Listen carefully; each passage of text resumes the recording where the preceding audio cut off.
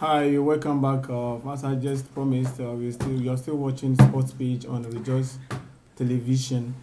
We're going to talk about AFCON, the African Cup of Nations, which will be staged in Equatorial Guinea, where Ghana is built with alongside Algeria, South Africa, and Senegal. My guests are still Richmond Baker and Kwame Nkrumah Anderson. Welcome back again, gentlemen. Welcome. Thank you. Kwame, this time I will start with you. This AFCON, is it going to be different from the previous ones? Oh, certainly it's going to be different from the previous ones because it has a whole lot of challenges that will go with it. The continent itself has got a challenge, and then the managers of the African football also have gotten their own challenges. That will negatively affect the tournament. So, if you give me the time, I think let me start with the challenges that will go with AFCON 2015. Looking at the Ebola epidemic, the outbreak in Africa, you see, that program is hanging around our necks. Do you think it's going to have a telling effect on the tournament? Sure, definitely. By way of what? Patronage. Okay. Football is all about patronage. Playing in an empty stadium is not the best. You see, so if the spectators are not on the stands, forget about it. It's not going to be successful. But this time round, the Ebola is a threat. You see, most people have advised football managers, that's CAF, to have rescheduled the tournament to another convenient time, but they refused. They refused because the sponsorship package that has been signed already will be probably a problem for CAF to even cancel. But Isaac, you have to put the health. Laws are made for man. Yeah, but the contractual agreement will have. I know. I get you right. But let's talk about the football proper. But those are some of the challenges that we face the tournament. You see the problem here. Laws are made by man for man. So if the sponsorship package is more important than the people on the continent, then I'm very sorry. That's not going to help at all. And it is Ebola outbreak will certainly scare people away from the tournament, and if the patronage doesn't go the way we expect it, definitely our subsequent tournaments will be affected. You should know that. And secondly, you see, Equatorial Guinea wasn't qualified to play in this tournament because they were disqualified for fielding an unqualified player. But certainly, but at the end of it, because because Morocco, Ghana, Libya, and everyone was not ready to host it because of the Ebola threat. Then the CAF didn't have any other choice to go to the disqualified team who was not ready, who was not part of the plan to get them included. So this time round, the next time, if another country also have a problem like that, how are you going to solve it? You see, it's really. I'm not cutting it. I will come back to you. Richmond, do you believe what he's saying is going to have a telling effect on the tournament, irrespective of the Ebola and whatnot? I believe football has its own passion. Do you think the Ebola matter or system will put a telling effect? Oh yes, as Mr. Anderson said, I think it's going to put impact on in the tournament.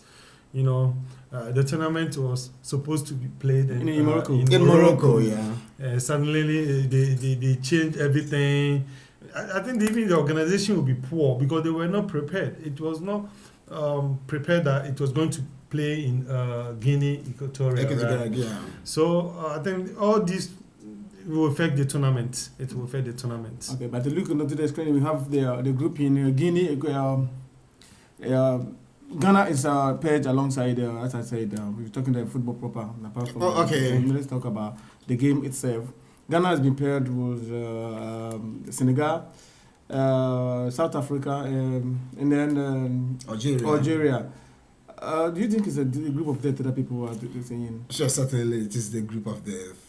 Looking at the pedigree of Algeria, their last performance at the World Cup. It was incredible. Yeah, very, very incredible. Very fantastic football. Yes. So certainly, you know, and Ghana is also another theme to reckon with, right? So it is, and then going to Senegal, looking at Senegal and South Africa, it is only South Africa who is not a force to reckon with. But they kick Nigeria out, so don't write them off. I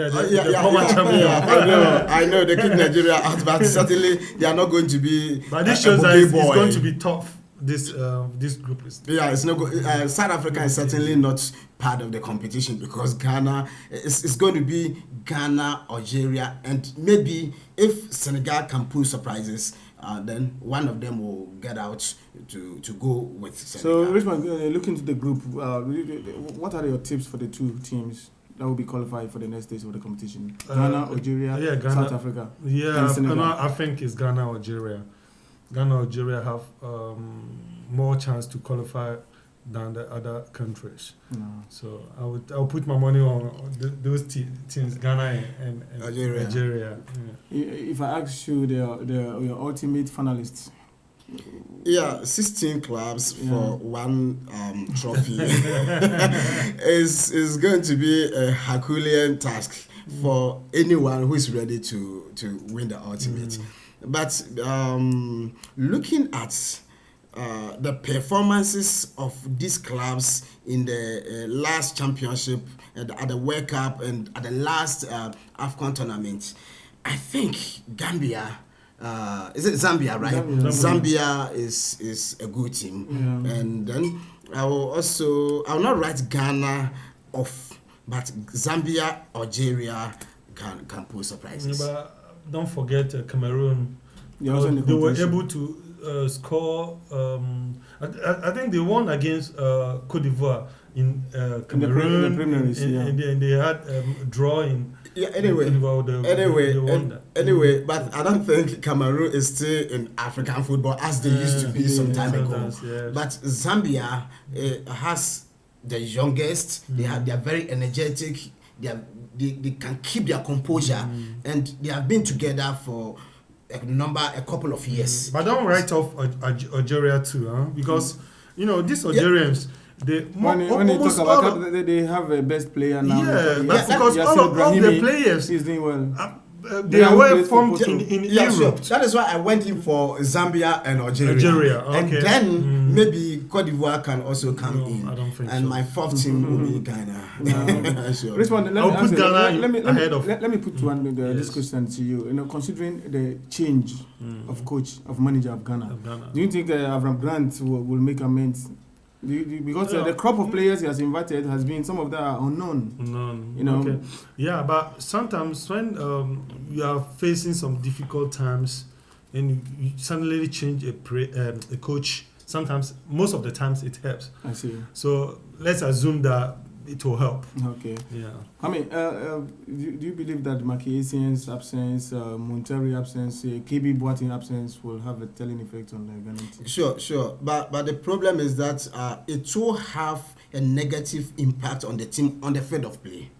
Yeah. But off the field, in the group, because their presence at the World Cup created a whole lot of confusion over there, right? So now that they are not there, I think the word indiscipline will be completely out of our Ghanaian camp. But on the field of play, you see, there are more experienced players who have the pedigree to put fear in their opponents. In the best team. Right? They can put fear in their opponents at any time, and they can, mesmerize their opponents, and they help their team to score at any time and win matches. But should we have included them in the team, it would have also brought another problem that cannot be explained anyway.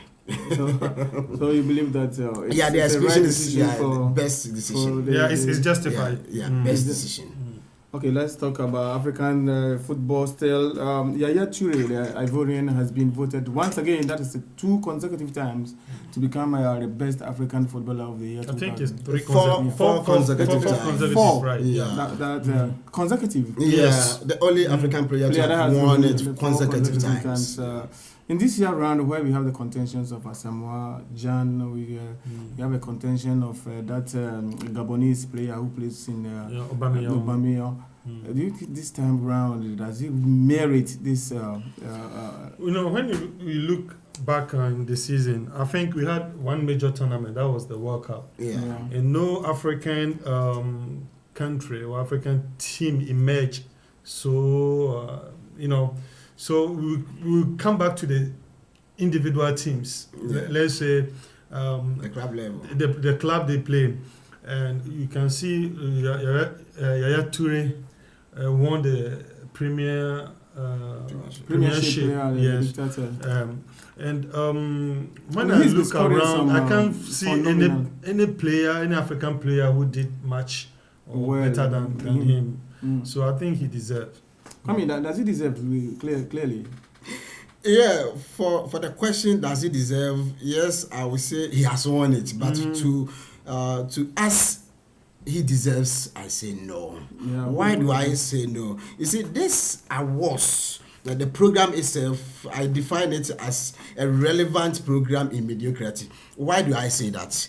Because now, looking at the African continent, we don't have any player who is performing fantastic anywhere. You see, that is why the guy is winning. And it is a must-win award. Whatever it is, it's a must-win award. There should be a winner. There should be a winner. That is why he has won it. But as to does he deserve it, I say no, because he has never been that fantastic anywhere. He has not. He couldn't help his country at the World Cup, and then only winning at Manchester City. But though he was integral part of the team, but he didn't put up any spectacular performance like previously that Betty Perez and George Weahs and those guys. Even if those days when Didier Drogba won it, Michael Essien and Adebayo were the close contenders. If today those players were there, even the third person would have won it. Yes. That is why I'm saying, though it is a must-win program, but the guy doesn't deserve it at all. He doesn't deserve it at all, and that tells you how slowly and how poorly African players are. Thank you very much for that elaboration. You are still be reminding that you are watching Sports Page on Rejoice Television. As we promised, now we're going to talk about the Ballon d'Or, the FIFA World Best Player. That will be staged on Monday. We have three shortlisted players, the person of C. Ronaldo, Messi, and Manuel Neuer. Those three will be vying for the ultimate podium on Monday. We're going to talk a bit about that, and then know who is going to be the eventual winner. I'm starting with you, my man Richard. Those three, those three, who will you go for? I personally will go for Manuel Neuer. The goalkeeper, the German. Yeah, but I don't think he will win it. So I'm convinced that Ronaldo is going to win it. Why Ronaldo? You have two names that has dominated football world, which are Ronaldo and Messi. And the votes is not as before. Before it was the special sports journalist that votes for the Ballon d'Or, and now it's the captain of a national team in the whole world. When there are places in Asia or in Africa that they know only Ronaldo or Messi. Though Neuer won the World Cup, he won the best player in Germany, he won the league, he won the cup, he has won everything. But that won't help him, because as you have a captain somewhere who doesn't know Noah, but he knows he may know Ronaldo or Messi. So the game is going to be between Messi and Ronaldo. And as you can see this year, Ronaldo has scored more goals. He won the Champions League. He has the record. He has the best more memorable, 2014 than Messi. So I think I'll come back to you again. Kwame, don't you believe that Manuel Neuer, the German stopper, will pass through? Because for me, he has done well, as Richmond said. Yeah, Isaac, truly, I'll be very disappointed if Manuel Neuer does not win the ultimate. Why? Because this Ballon d'Or is all about achievements. Yeah. What you have won, what you have assisted your country or club to win. So, and this guy has won everything. He's won the World Cup, he's won the local league, almost everything. But looking at C. Ronaldo and Messi, they haven't won what Manuel Neuer has won. So I will be very disappointed if the award is given to one who did not win anything. Looking at the path of the Ballon d'Or, Mr. Nkrumah, that's but that thing, the same thing happened last year. Last year they didn't even win anything. When I say anything at all, and even Messi was injured, and he was the runner-up. Whilst Ribéry won almost everything, but he was third place. But the problem here is that 2014 was a World Cup year, and World Cup happens to be the biggest sports festival in the world. You see, showcasing your talents and all those things, and winning the World Cup is more bigger than the club level. As nowadays we don't consider keepers, we don't give the same value. Yeah, but I understand, but the performance that got just put across was so phenomenal. I know. Talk about the way he comes from his line. I think he considered only 40 goals in 60 appearances. So that was a good thing for him. That is why. But like I'm saying, I'll be disappointed should he fail to win. The way a manner that they vote won't help him. That's why I'm trying to drop. Let's come back to that again. What criteria, what basis that FIFA choose the best footballer of the year? You are talking about the Ballon d'Or. Achievement, yeah. They don't have any. It's about achievement. It's about the personal achievement. It's not really about personal achievement. What you have helped or assisted your club or country to win. Yeah. That is what your achievement of the year. That is the criteria of giving of winning this tournament. And this guy has won it. Apart from the Champions League, he won the World Cup. He won the local league. It will be very surprising. I won't be surprised that Cristiano will win because, like I said, those who vote, some don't know him. Yeah, but even they don't know him. The vote will be cast. It's not the matter of people, the voters don't know him. It's a matter of the media not giving him the attention. You see the problem here? Yes. Because you need to know those you are going to vote for. Yeah. Why the media is not giving attention to him? Because he's a keeper. One. No, it's not. And two, he hasn't exposed himself as Ronaldo and Messi has done. Which means the media has a role to play in choosing the Ballon d'Or. Sure, definitely. Yes.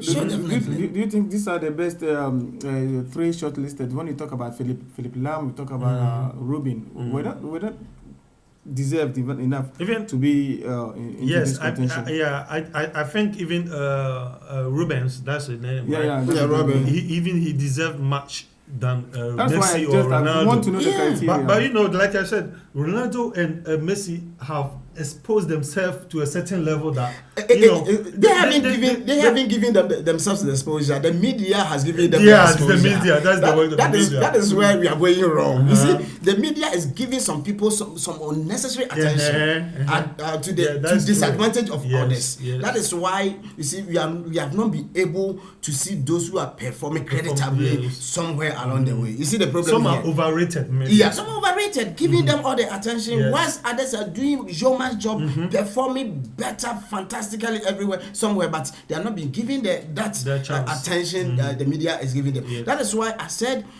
in order to follow the pattern of the Ballon d'Or, we should.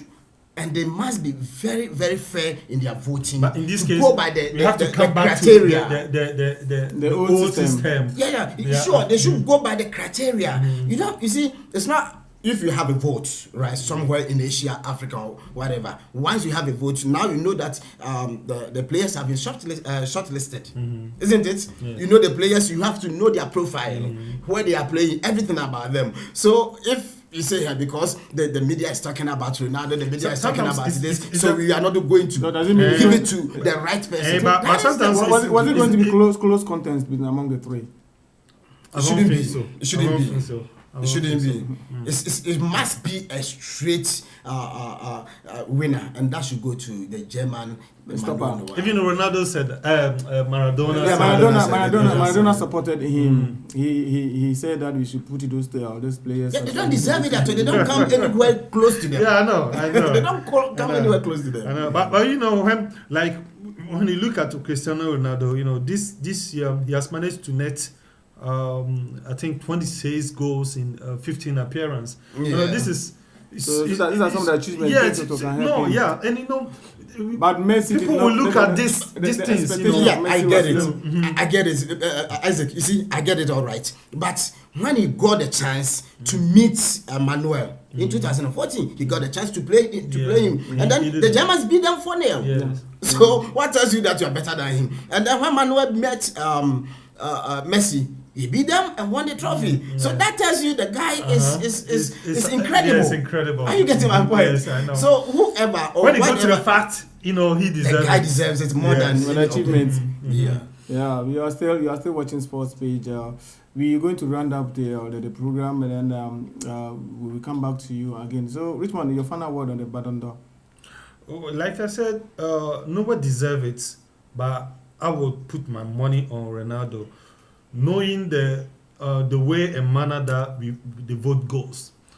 I think people are surely going to vote for Ronaldo for the goals and the memorable moment that he had in 2014. And then come here. Yeah, as a thank you. Really, thank you. Really, if indeed Ballon d'Or is about achievements, then nobody should make a mistake by voting Messi and Ronaldo. It should go straight to Manuel Neuer, the German stopper, in order to maintain the pedigree and the quality of the award. And the fairness of the award. Thank you. Thank you very, very much for watching. We are going to end the program, and then we promise that we'll be with you next week, same time, on the same forum. And I would like to thank my panelists again, Richmond Baker and Kwame Nkrumah Adasa. Thank you for coming, gentlemen. Thank you, Isaac. Thank you.